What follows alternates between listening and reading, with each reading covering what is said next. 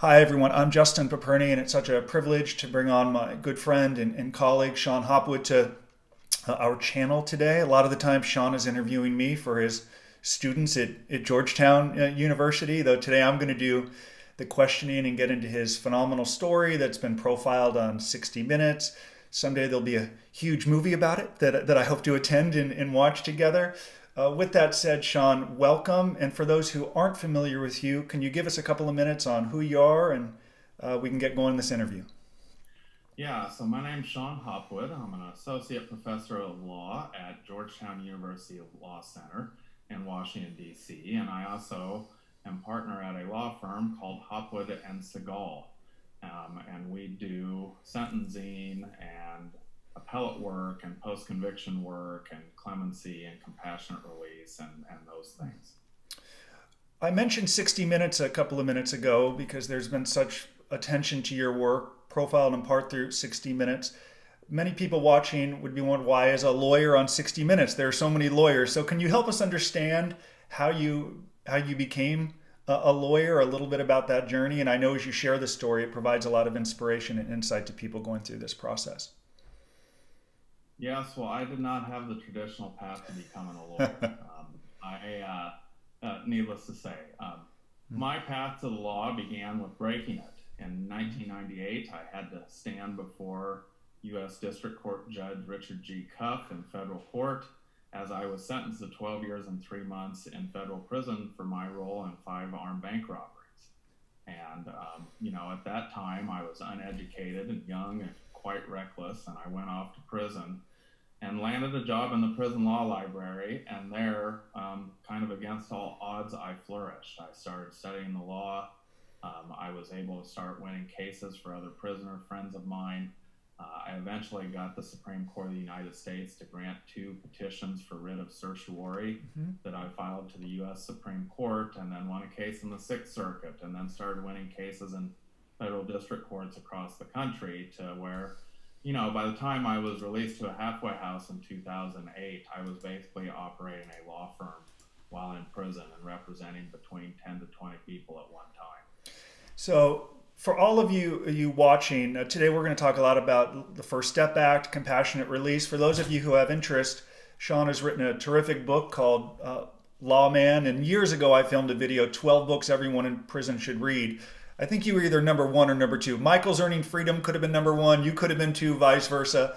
But for those of you who want to learn more about Shon's remarkable journey, I encourage you to get a copy of Lawman. I'll put a link to that in the description. So let's transition to Compassionate Release, First Step Act. 2 years ago, we filmed a video on the First Step Act. But before we even get into that, can you help our audience understand why you're an authority on the First Step Act and your role in helping pass this really momentous legislation? Yeah, so I guess I should have mentioned that after I was released, I ended up going to law school at the University of Washington School of Law, and then I clerked for a judge on the Court of Appeals for the District of Columbia Circuit, Judge Janice Rogers Brown, and then I was a teaching fellow at the Georgetown Appellate Litigation Program, and then kind of on a whim applied to be a law professor, and I'm now a tenure-track law professor at Georgetown, a school that, I did not have the LSAT score and GPA to get into, but somehow they let me teach there. And that's one of the places where Justin has come and spoke to my classes, because I teach, a seminar on criminal justice reform, and I have a prison law and policy class that I teach every year and have people like Justin and other friends who are directly impacted by the system come speak. When I got my job at Georgetown, 60 Minutes ran this piece on me, and it's still amazing today because the first night it ran, 13.1 million people watched it. Yep. And one of those people was Jared Kushner. And so shortly after the 60 Minutes piece aired, I got a call from people at the White House saying that Jared Kushner would like me to come speak with him about doing criminal justice reform. And this was, at a time when no one thought that President Trump was interested in criminal justice reform. But Jared did. And Jared, in part, because he's been directly impacted. His father was charged with a federal white-collar offense and ultimately was sentenced to a year in federal prison. And Jared remembered that and remembered how unfair and unjust it felt. And so when he got me to the White House, he said, "Hey, we're going to do criminal justice reform. We're serious about this. Will you help us?" And so, I worked a great deal on negotiations for the First Step Act. In 2018, I practically lived in Senate office buildings because I did so many Senate meetings with members of the Senate and their staff and meetings at the White House. And I was fortunate enough to be in the Oval Office the day that the president signed the First Step Act. And shortly after that, I started writing legal scholarship about aspects of the First Step Act, including compassionate release. And now I am litigating a lot of those issues in federal courts of appeals across the country. So in a moment, I want to turn over to compassionate release. Before we do, to further cover this First Step Act for a moment, I know with the way this is changing, we could do a video today and tomorrow it could be rendered useless because there's new information, right? So as you understand it, the primary questions I get from clients before prison and while they're in prison is, what's happening with this earned time credit? How is that actually going to work? And I know it's an evolving process. Can you explain it as you understand it, even if it's just confusing? There's no clarity. What is your understanding of this earned time credit? There is not a lot of clarity because when Congress wrote the part of the First Step Act that involved the earned time credits, it delegated a lot of authority to working out the details to the Federal Bureau of Prisons. And between COVID and other things, the BOP has just been slow in implementing that part of the First Step Act. The earned time credit piece basically says that people can take what are called productive activities and programs, and if they successfully complete those, they earn what are called earned time credits. Those credits allow someone to be released early from prison. It doesn't cut their sentence short, but it allows them to serve part of their sentence on home confinement rather than in federal prison. The problem, of course, is that the BOP hasn't finalized rules on what counts as a productive activity. They have not finalized rules on how many programs and how long you have to take, whether you have to just be enrolled in them or successfully complete them to get the credits. And so we're kind of in a state of limbo right now. Now, as of this date, the BOP has moved forward with a rule that they're considering, and they're in what's called notice and comment phase, where they will get notice. They have sent out the notice and they will get comments from lots of criminal justice reform groups, the federal defenders, on their proposed rule. But even then, it's not certain that they're going to actually issue a rule because we have an administration change in late January. And once the new administration gets in, there may be a new director of the Bureau of Prisons, and they may decide to scrap that rule altogether and start a new one. So there is a lot of flux around earned time credits and who's going to be able to take advantage of those. And there's not a lot of clarity right now, and it's probably going to be at least several months before we have some. Is it surprising to you, given, I remember you were at the signing ceremony with the president 2 years ago. This month we did an interview on it. Now here we are 2 years later. Does it surprise you, given the bureaucracy, that there's still confusion? Or this is just how long it takes to get major legislation enforced within this massive bureaucracy? Like Michael Santos loves to say, sometimes the BOP is like the DMV times 1,000. It takes a while to get it moving. What are your thoughts on that? Well, I think that's certainly true, that the Federal Bureau of Prisons doesn't generally move quickly on anything. But I also think, it took them a while to create the pattern score, which is the risk assessment tool that's going to determine who gets earned time credits and who doesn't. And, that took over a year to get that implemented. I think it's going to take the BOP time to get these programs into the system. And then the bigger question is, once the programs are in, who gets the ability to take those programs, and how long do they have to be in a program to start getting the earned time credits? So there's lots of unknowns on the earned time credit piece. The rest of the First Step Act, though, has mostly been implemented all the way. Both the sentencing reforms and the one provision that was retroactively applicable for people who are serving sentences for crack cocaine, those are all being applied, and compassionate release. And, no one thought a great deal about compassionate release when the bill was negotiated, but I think ultimately that will be the biggest and most impactful part of the First Step Act. And the reason I say that is because I wrote this law review article that says, federal judges don't have to just go by the criteria that's in the guidelines. It says that there are certain medical conditions, certain family conditions, and certain elderly conditions that can allow the judge to actually reduce your sentence and send you home. That the judge can also use these as what's called a second look provision, meaning for somebody who has a long sentence, they can go back and reevaluate whether that long sentence is necessary. And if someone received a long sentence and they have a really good record of rehabilitation, the judge can actually go back and resentence that person. And, the best example I have is the case we won back in August for Adam Clausen, who was serving a 213-year sentence in federal prison. He had served over 20 years and had a really remarkable record of rehabilitation. We were able to convince the judge to grant compassionate release. The judge ultimately reduced that sentence by 189 years. Yes, you heard that right, 189 years. Yeah. That's not the norm to get a sentence reduced that much. To time served, and a couple days after our hearing, Adam Clausen walked out of federal prison away from essentially a life sentence. And so, I see judges starting to do this all over the country now. Would you like me to talk about kind of what's going on in the Court of Appeals at the moment? Yes, and before we turn to that, Shon just mentioned Adam Clausen. About 6 weeks ago, Adam and I did a video together. I'll put a link up to that in the description.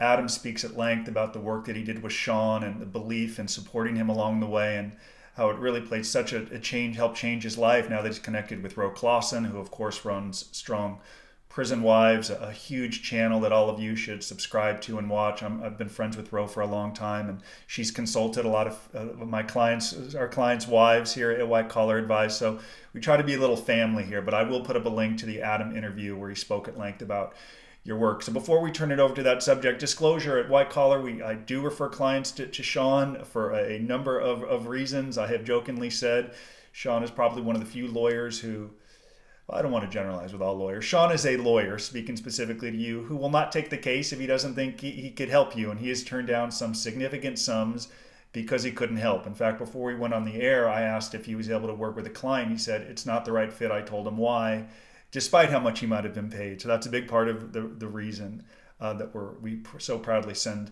our clients his way when it's the right fit. Yes, let's transition over. Let's talk more about these compassionate release and other ways that people who are in prison can work towards that release. So I'd love to turn it back over to you and just listen.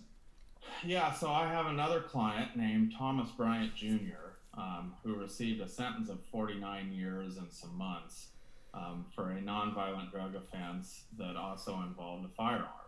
And I'm litigating his case. And this legal theory that judges can use compassionate release as a second look, it has been around now since the First Step Act, and people have been making it since I wrote that law review article. But it has finally moved from federal district courts up to appeals. Obviously, the Department of Justice is fighting this vigorously in every case because they're worried that if judges have this authority, anytime a judge imposes a mandatory minimum sentence and doesn't like it, the defendant could file at some point a motion for compassionate release, and then the judge can sentence under the mandatory minimum. That's one of the great things about compassionate release.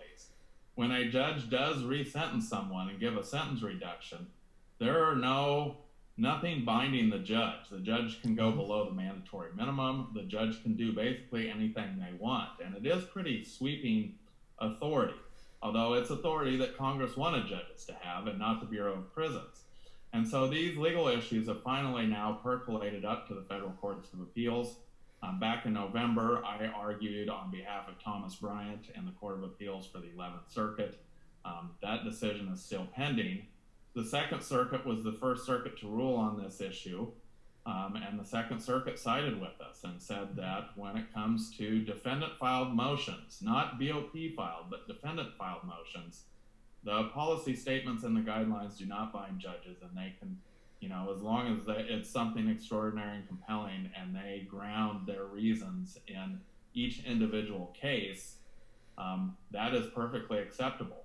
And after I argued in the 11th Circuit, the Fourth Sixth, and Seventh Circuits have all sided with us too and said the exact same thing. So we now have 4 circuits, the second, fourth, sixth, and seventh, which is a pretty sizable part of the country, who agrees with us that judges can use this as a second look provision. I'm cautiously optimistic that the 11th Circuit will side with us on that, and hopefully other circuits will as well.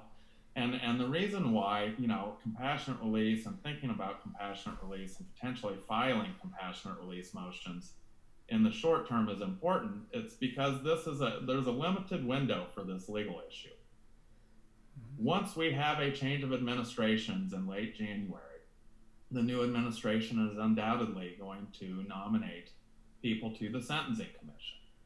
Right now, the Sentencing Commission cannot create a new policy statement for compassionate release that's consistent with the First Step Act, because there are only 2 people on the Sentencing Commission and they have to have 4 to act. And so what's going to eventually happen is President Biden's going to nominate sentencing commissioners. Eventually those will get confirmed by the Senate, and eventually they will have a quorum, and there will be, an opportunity for the Sentencing Commission to change the rules on compassionate release. Now, my hope is by the time that happens, we're going to have a robust body of case law from judges showing that this is a good thing, that judges should keep this authority. But there's no guarantee the Sentencing Commission won't take away some of the judge's authority on compassionate release. And they can, and they probably will in some respects. And so, it could be 2 years from now. Judges don't have quite the sweeping authority they do today. So for those of you that are serving long sentences and have, a good record of rehabilitation, you should be thinking about applying in the next year or 2, because this authority for judges won't be around forever. So your contact information at your law firm I'll put up for those that have questions. And even though this channel is white collar advice helps any defendants willing to prepare. Of course, what's relevant to what Shon mentioned, Adam Clausen, who is inspiring, a friend, he was not in for a white collar crime. And I mention this because every now and again I'll get a message that says my loved one's in prison, but it's in for a violent crime, or it's not a white collar crime, it's a drug crime or a robbery, and they're not going to let him out, right? Should we even bother? So before we transition, can you quickly comment that you got Adam sentenced reduced to 189 years? And what type of crime was he in for? I mention this because Adam speaks openly about it, but I want to separate. It wasn't a white collar, technically nonviolent crime, and you were still able to get him released. It was 9 Hobbs Act robberies with firearms, armed robberies. Very similar to my case. One of the reasons why, Adam's case always resonated with me. If I had gone to trial like he did, instead of 12 years, 3 months, I would have gotten 92 years and 3 months, and I would be sitting in prison for the rest of my life. Every little aspect of the case matters, but compassionate release, we have seen compassionate release used to get people out who had mandatory life sentences. We've seen compassionate release used to reduce the sentences of people that have committed violent offenses, people who have committed drug offenses, people who have committed firearms offenses, and a whole host of people who have committed white-collar offenses. And so, it very much depends on your individual case and your individual judge. In Adam's case, he had, I think most people in Adam's circumstances who would have, he received basically a life sentence at the age of 24, they would have given up. And they would have went to prison, they would have gotten involved in the bad stuff of prison, and they would have just given up. Adam didn't do that. Adam had a 20-year, rather remarkable record of rehabilitation. And I would tell you that there is not a legal argument on the planet that would have convinced his judge to grant him compassionate release on a violent crime had Adam not done the work that he did. That was what sold the judge on releasing Adam Clausen. When I hear what Adam did, similar to what Michael did over such a sustained period of time, clients who watched the interview were inspired by how he did it for so long and how overwhelming it could be to try to seek release. And Adam in our video said, the cliche, how do you eat the elephant one bite at a time? And I think that guided him like it guided you, or any Seth Ferrenti, Michael Santos, Sean Hopwood, any really successful prisoner had this long-term vision and worked their way back. So I want to close with 2 topics before I let you get back to educating students at Georgetown. One, your appellate work. We've had some appellate clients together. You had a huge win, recently. We can't get into the name, but for those watching who may want to appeal a sentence, can you walk us through a little bit of the success you've had and just your appellate work? And you touched on it earlier, but a little bit in how you're helping people convicted at trial appeal their sentences successfully as well, I should mention. Yeah, well, I have a firm with two other lawyers and a paralegal, and the bulk of the work we do outside of compassionate release and clemency is direct appeals of convictions and sentences. And we have had, a pretty amazing year for a three-person law firm, because we have won an appeal in the Sixth Circuit on a First Step Act issue.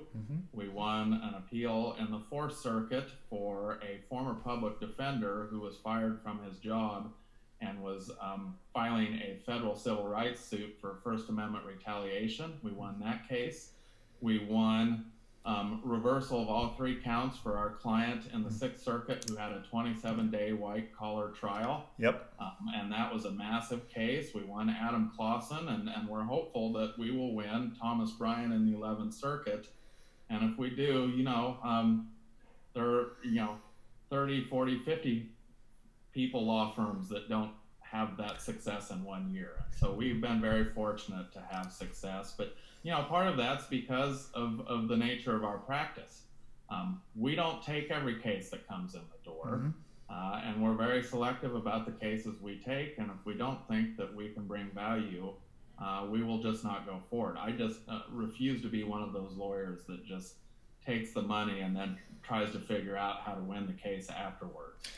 So we spend a lot of time, vetting the cases that we take, and sometimes that leads to uncomfortable conversations where I just simply say, there's not much we can do to help you. But I would hope that people would value the honesty over being told that, if you just give us the right amount of money, I can get you home. The federal system rarely works that way. And the legal arguments and the evidence at trial and the sentence and those things really matter for the appeal. Before I turn it over to the last question as we wrap up this video, Shon's point about not taking every case, without this just sounding like a highlight reel, but I've done this for 12 years. I've worked with a lot of great lawyers. I have referred myriad clients to Shon, and in some cases they could have paid six figures and more. And after doing a short review, Shon ethically and professionally said, I'm not the right lawyer. And some have said, do you know how much I'm willing to pay you? And he said, yes, it's not in your interest or mine. I'm not the right fit. So I have to reiterate that because it's so uncommon, and part of the reason I'm so proud to work with you and have clients together. So let's transition to the last question I have. I know in the 60 Minutes interview, you didn't get extensively into life in prison, of course. It's covered a little bit in Lawman, but prison is very hard. It was hard for me in my 18-month, really short sentence, right? Any length of sentence, one time away from home is tough. But you served more than a decade, and many people watching this channel are going to prison for a while. Can you just close with some insights or inspiration on how someone can make the most of the journey, how you did, and how the efforts in prison help lead to such a successful life on the other side, personally and professionally? Well, I think it requires you to be tethered to the outside world. The people that do the worst in prison are the ones that say, I don't care about the outside world, family, friends, anything. I'm just going to focus on nothing but what's inside these walls. I think that's the wrong approach to take. I think most of the people that I've seen have success post-prison were the ones that thought, I don't like prison. I don't want to come back to prison, and I'm going to do everything in my power starting today to move forward with a different life and a different focus. And that was certainly the case for me. I can't say as I did that when I walked in the prison doors. When I still walked in the prison door, I was 24 years old and still pretty young and reckless. But by the second or the third year, I realized, I don't really like prison. And I want to make sure I don't ever come back. And I started working on the law and started trying to craft a career in education for myself. And, the one good thing is you have lots of time in prison to educate yourself. You have lots of time in prison to work on yourself. And, you know, the things that I did in prison that people made fun of, I continually get this kind of message from friends that I serve time with, which is, you know, Shon, we used to give you a hard time about not coming down and playing cards or going out and hanging out because you would be in your cell reading those law books day after day after day. That worked out pretty well for you. I wish I had done the Yeah. same thing and hadn't been down there playing cards for 5 years. And so, you know, I think if you just focus on the long-term goal, and I know that's hard. It's particularly hard. Social science tells us it's hard for young men to even think in those terms, and it was for me too. But once I got focused on that, and I had the time to sit and think about what I wanted the rest of my life to look like, you know, of course it was a sacrifice, and some parts of it weren't hard. But I mean, it's hard to argue with the results. You know, I have a beautiful wife and two amazing kids. I live in Washington, D.C., and I'm teaching at the best law school in one of the most important cities in the country. And, you know, and I get to help people. So I think focusing on the long-term goals and focusing on the day you're going to be released are very important while you're inside prison. It's terrific advice. I hope everyone hears that 100 times. They should rewind and play it again because that's the type of advice that Michael Santos gave me upon my surrender to prison. And it's advice that I proudly share. So thank you so much for joining our channel. We'll continue to do more interviews and updates as things change on compassionate release and First Step Act. I'm very grateful for you sharing your wisdom, and thank you so much for contributing. Thank you, Justin, for having me. And, you know, you have been a valued friend first and colleague second, and I enjoy always working with you. Thank you for having me. Of course.